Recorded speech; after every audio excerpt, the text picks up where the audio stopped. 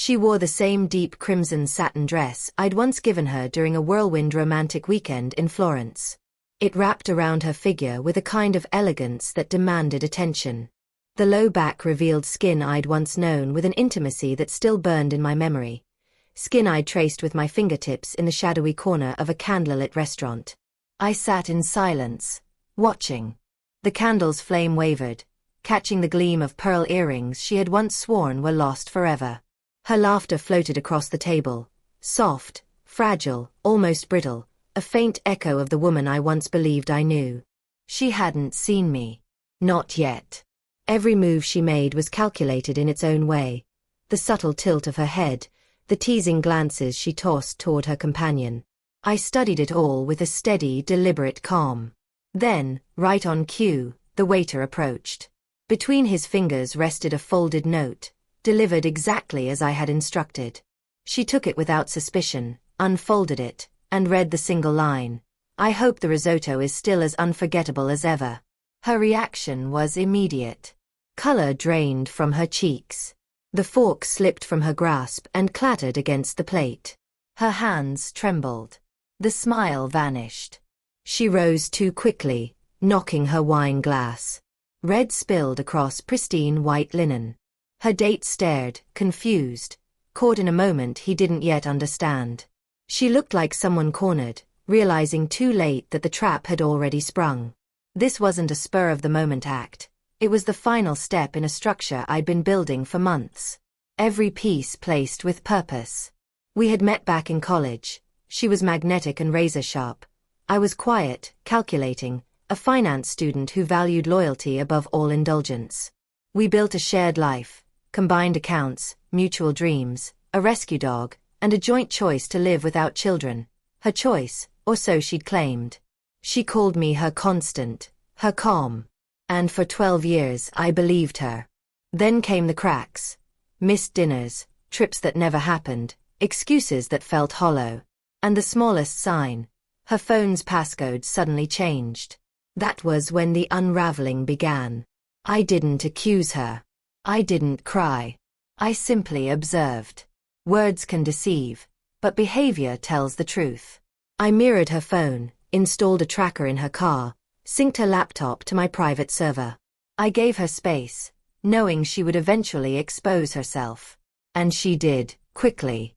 He was younger, self-assured, married.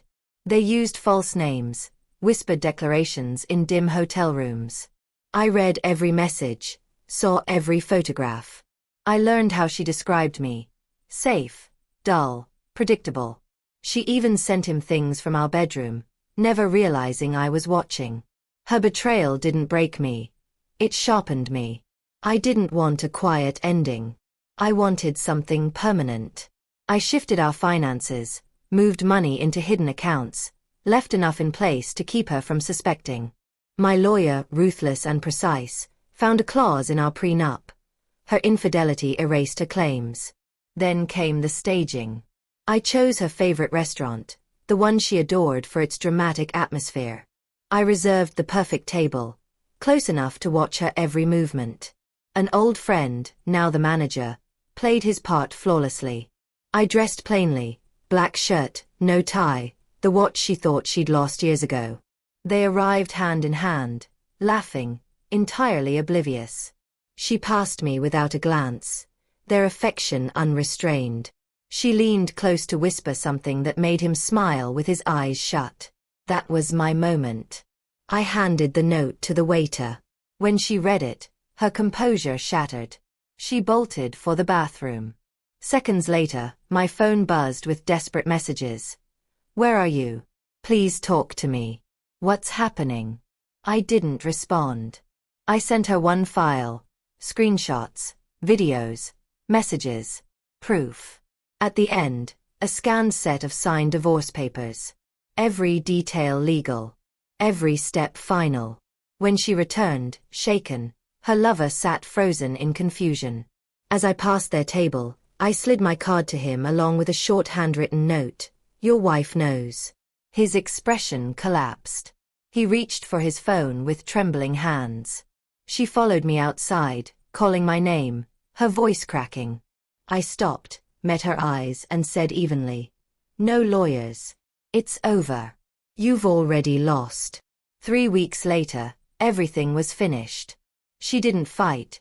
She understood what would happen if she did. She left with her personal items and whatever regrets she still carried. I kept the house, the finances, the dog, and my peace. As for him, his marriage crumbled soon after. His wife sent me flowers.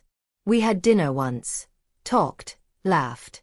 It felt surreal, as if fate had threaded a strange kind of justice into the story. Sometimes I remember the way she used to look at me, before her words lost their meaning, before I realized they were hollow. But the memory that lingers is her in that red dress, leaning toward another man, unaware of the collapse closing in. The note in her fingers. The fear spreading across her face. She expected rage, chaos, pleading.